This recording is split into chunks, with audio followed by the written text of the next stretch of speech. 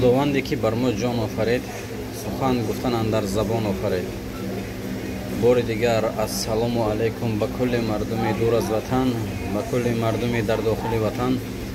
امیدوار هستم که هر یک و یک شما همتان خوب هستید. برادرای گرامی قدرم، دوستان عزیز من، مقصد ویدیو کردن ما در آن است که یعنی در جماعت دیهاتی فرا برای آبادی دیار مردم سهم خود را گذاشته ایستادیم.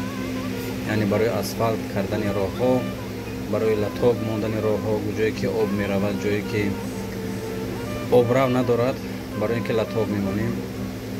برادران نگفته نماند که با کل مردم دور از وطن و در داخل وطن این سخنها تنها برای مردم جماعت دیهاتی فرا دخل دارد. برادرای عزیز، کدام شخصانی که در غریبی هستید، در تاجیکستان هستید، از همه شما احترامانه خواهش میکنم که باید هممون سهمگزار باشیم تا حد امکان، تا چقدری که زورت میرسد برادر. برای که این کار راه کار یک کس دو کس نیست، باید که همه سر جمع شویم، خیزیم راه را آباد کنیم برادران.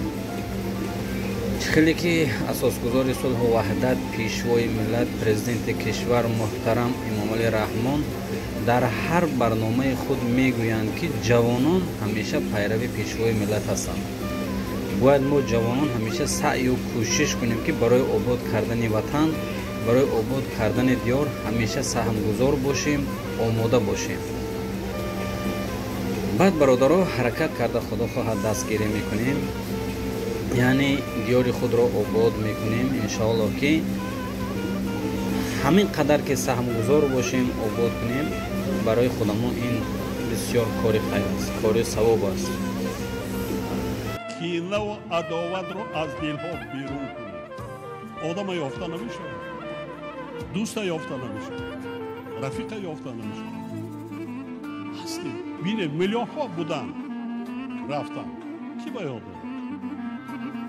از دستمان اگر بیاید یک گوشه ناباد را هیچی نباشد، یک دهه 100 متر راه رسید، یک چاهی آب کن، خب دو سیم خانه سازید، یک بنگاه سلامتی کنید، یک 10 آیله و کدبه تولد خانه و مرکز سلامتی میکنن در بیرون.